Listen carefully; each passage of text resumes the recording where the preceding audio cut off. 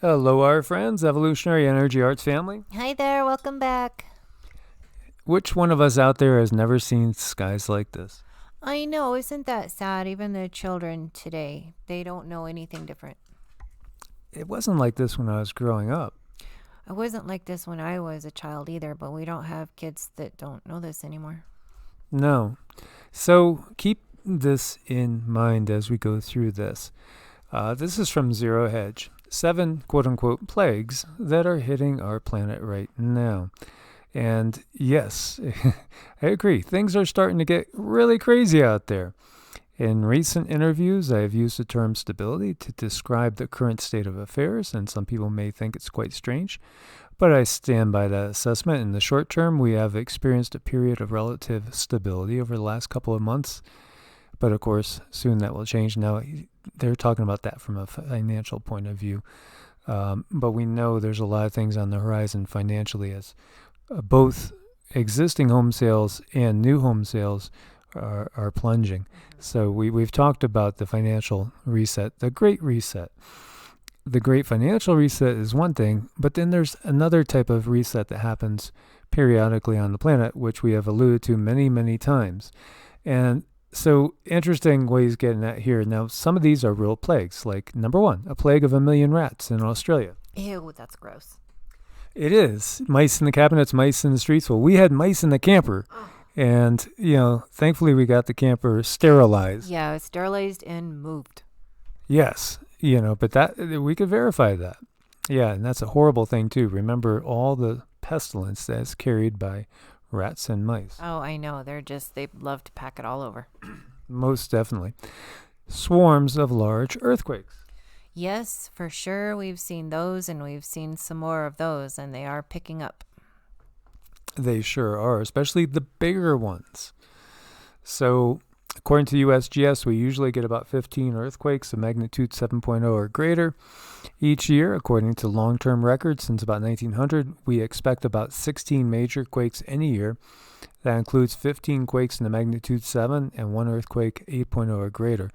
So far in 2021, we've already had 7 that are 7.0 or greater, right? And we're not completely through 1/4 of the year yet. So, that's off to a record start there. And that includes the magnitude 7.0 quake that just shook Japan. And, of course, we all know about Fukushima and what that did. Volcanoes are roaring to life all around the globe. Yes. 29 currently erupting right now. And that includes the one in Iceland that had been dormant for a long, long time. Yeah, it really has. And now here it's going. And this is Cindy's favorite word right here. Fagradals? Fagradals? Yes. That's not so bad. You did it. That's easy in Icelandic. It's super easy. That has been dormant for 6,000 years. Yep.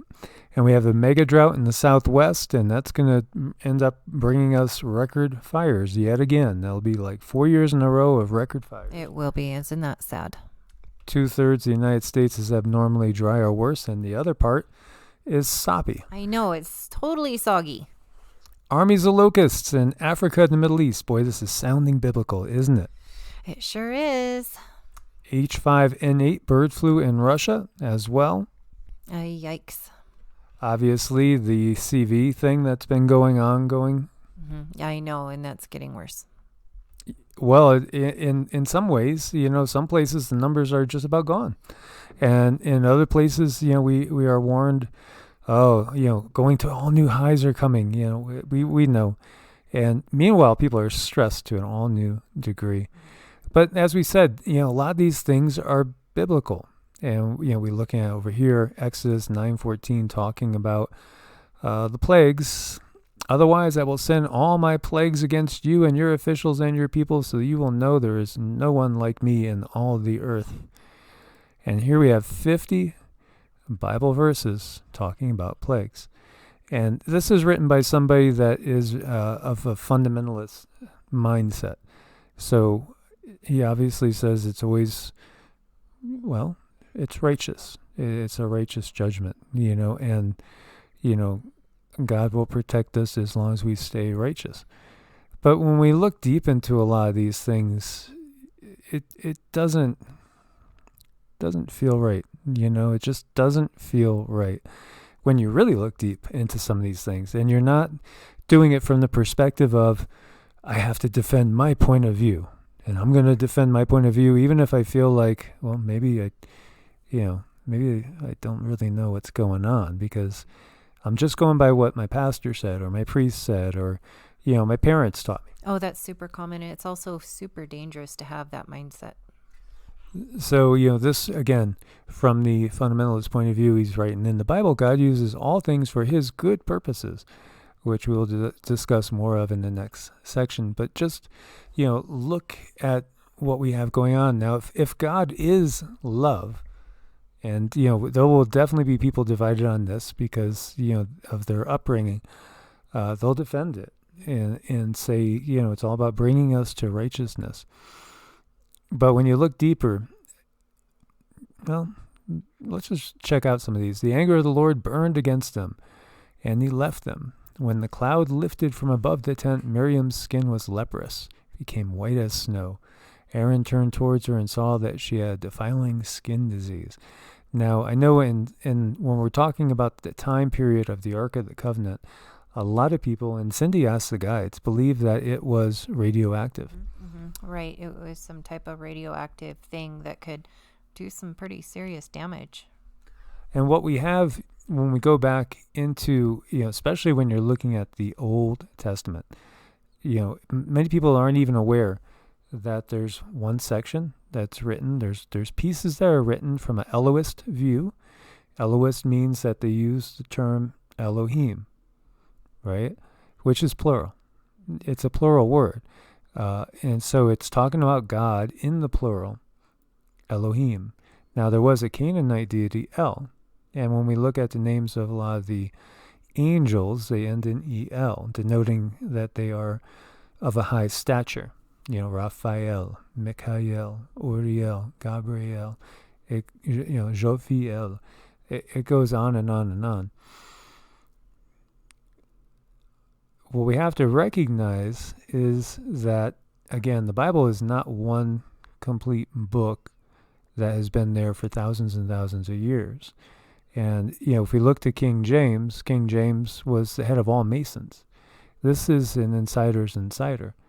And if you look back to Constantine, he was the emperor of the Roman Empire, who was a pagan. Mm-hmm. And Christianity was growing, so he adopted Christianity, said that he saw the sign of the cross and was told by God to conquer in that sign. But was it God, or was it something else? Right. We just really don't know. We just know this has been put here for us to keep us under control. Well, I think we know when you go into that deep soul level, when something's just not right. And, here you see 2 Amos 4:10, I sent plagues among you, as I did to Egypt. I killed your young men with the sword, along with your captured horses. I filled your nostrils with the stench of your camps, yet you have not returned to me, declares the Lord. Isaiah 45:7, I form the light, create darkness. I bring prosperity and create disaster. I, the Lord, do all these things. Deuteronomy 28:58-59. If you do not carefully follow all the words of this law which are written in this book, and do not revere this glorious and awesome name, the Lord your God will send fearful plagues upon you and your descendants, harsh and prolonged disasters and severe and lingering illnesses. Deuteronomy 28:60-63. He will bring on you all the diseases of Egypt that you have dreaded, and they will cling to you. The Lord will also bring on you every kind of sickness and disaster not recorded in the book of law until you are destroyed. You who were as numerous as the stars in the sky will be left but a few in number, because you did not obey the Lord your God. Just as it pleased the Lord to make you prosper and increase in your numbers, so it will please him to ruin and destroy you. You will be uprooted from the land you are entering to possess.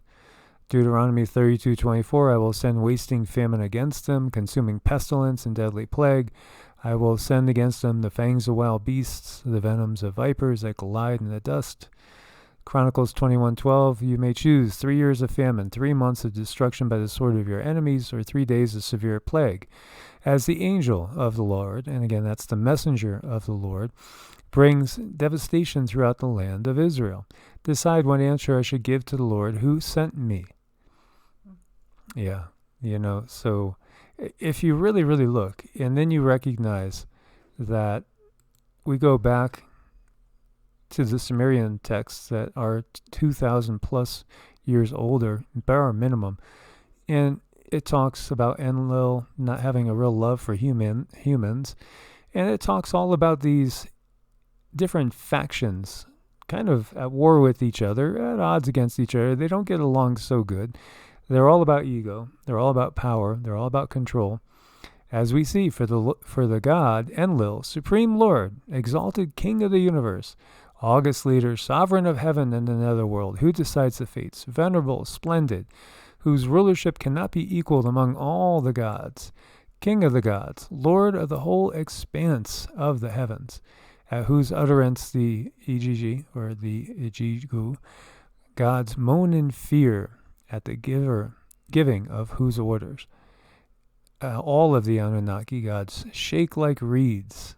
So you can see, that it's in the same sort of pomp and grandeur and exaltation that you see with Enlil that we see in the Bible. Mm-hmm. Right, and it did take me to discover the Sumerian tablets before I could tell myself, aha, there's something more than meets the eye here. Something's not right. Yeah, who administers correctly the rites of the gods Anu and Dagon, Enki, remember the fish god, right? The ones that come from the water, and duly performs their cultic rites. So, it gets into all this, and, there's different factions at war against each other.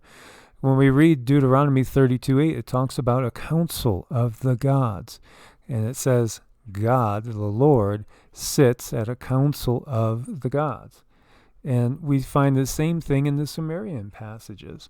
They had councils amongst themselves. The problem is that when we're talking about these beings, any being that can be named is not the source. Right. It's just that simple. So when we see them talking about things like this, it's not source. It's not the prime creator. It's not the infinite intelligence that creates everything. This is a finite being. These are extraterrestrial, interdimensional beings, and that's also what we have in this part of the Bible. And, people often ask us, well, if you don't believe in this, our Lord and Savior, what do you guys believe in? And we believe that there's a lot of beings out there that are here to help us, and we've been detoured from asking for their help and been controlled under this matrix. Yeah, we could see. I mean, there's so many things in here, like, Rahab the harlot basically betrays her people, and kind of gives Joshua the keys to Jericho, and then of course the walls come tumbling down, and at the order of quote unquote God, they slaughter every man, woman, and child, but they put the gold and all the goods in the storehouse of the Lord. That's not the God of the universe, guys. That's not source. That's not prime creator. That's very Anunnaki. That's very reptilian. Yes, and that's a being that we do not follow. No, and Yeshua, Jesus himself, really chastised the Pharisees and the Sadducees, and even said that their God is not his God. Right, exactly. Very good point. And so it's purposefully made so darkened, obfuscated, made so twisted and distorted that it's hard to sort one thing from the other. Psalm 78:50-51, he leveled a path for his anger. He did not spare their soul from death, but gave over their life to the plague, and destroyed the firstborn of Egypt, the first of their strength in the tents of Ham.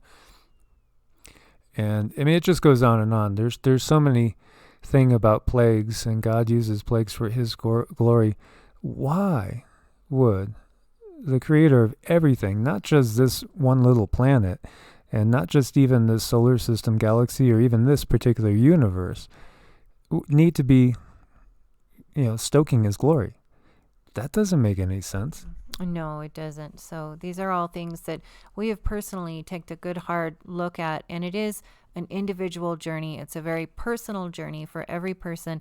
And we all come up with our own path. And it's okay, whatever path you come up with, whatever feels right to you. Just be honest with yourself. Pestilence marches before him, plagues follow close behind. When he stops, the earth shakes. When he looks, the nations tremble. He shatters the everlasting mountains and levels the eternal hills. He is the eternal one. So when we look to these Anunnaki beings, they're exalted like that. They are so full of ego. And they want people, like here, all the Ijiji gods, moan in fear over what Enlil can do to them. Exactly. So we need to take a look at this closely and don't just disregard it. I mean, be fair. Look at it. Yeah, and there's so many things that we could bring up. In fact, there's so many places in the Bible where they actually condone slavery. And people will justify it saying, well, in those days, it was just accepted. When is slavery ever right? It's never right. There's never a time when slavery is justified. No, and then you have to look at where did it come from. Yeah, and then Marduk came to preeminence, and there you see the god Marduk, king of the universe, who has power to make a region desolate and resettle it.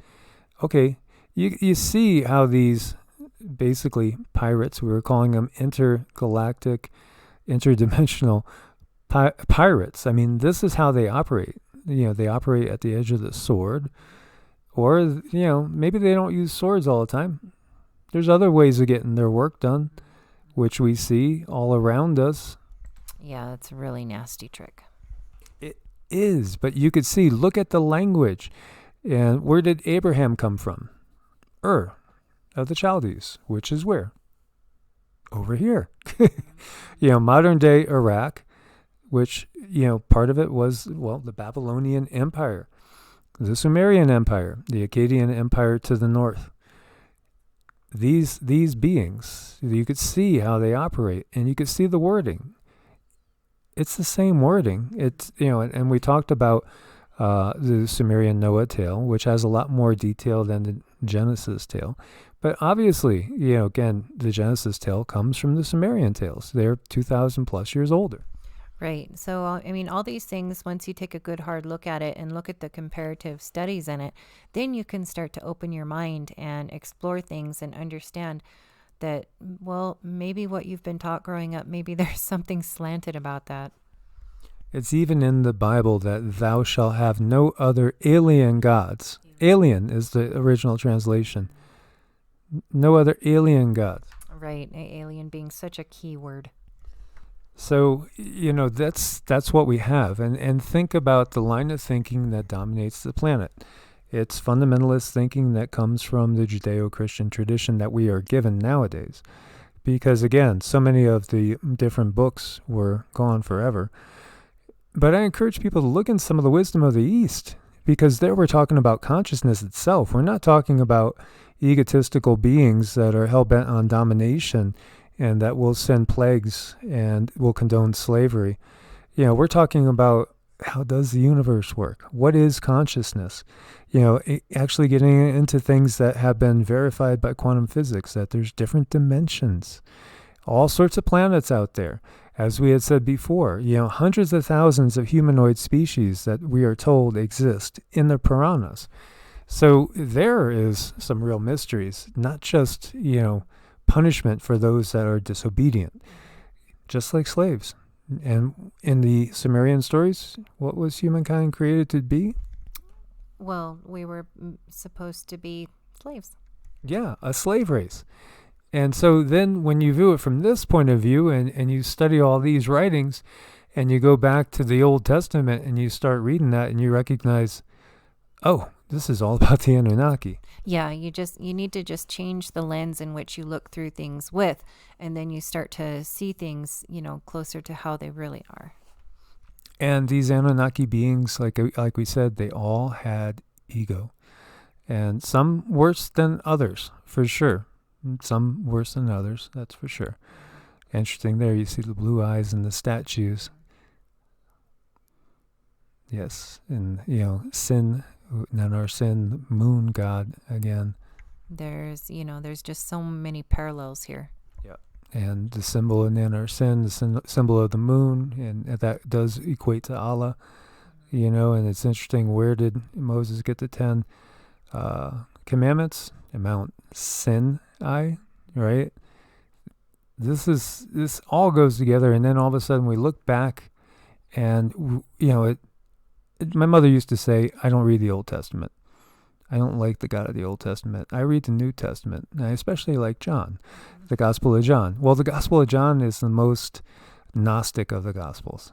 And yeah, it does seem like there's two different gods that we're talking about when we really look at the Old Testament and the New Testament. Mm-hmm. There definitely is. It's just all about opening your mind and opening your heart and just having a little bit of curiosity and being brave enough to follow through. Yes, very interesting stuff. So we just thought we would share a little bit of that with you guys. Thanks for being part of the family. I know that probably ruffled a few feathers out there because of indoctrination, but it's time for the world to wake up, because this has happened to us time and time and time again. And every time we get to a certain point of technology, advancement, and knowing, then they do the great reset, the real great reset. They do. So it's really important while we have a chance now to be able to speak up and help others wake up. Yes. So before we go, Cindy's going to give us a ding, and I want to thank you guys for your support on Ko-Fi and Patreon.